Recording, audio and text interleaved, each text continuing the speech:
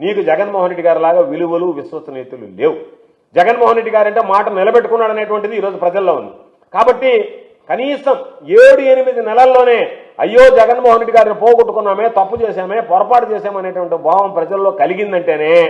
మరలా చంద్రబాబు నాయుడు మోసగాడు, నిరుద్యోగులను మోసం చేసావు, మహిళలను మోసం చేసావు, రైతులను మోసం చేసావు, చదువుకునేటువంటి బిడ్డలను మోసం చేసావు, కాలేజీకి వెళ్ళేటువంటి పిల్లలను మోసం చేసావు, అన్ని వర్గాలను మోసం చేసినటువంటి చంద్రబాబు నాయుడు గారికి నీకు మనసుంటే ఇవ్వు. కానీ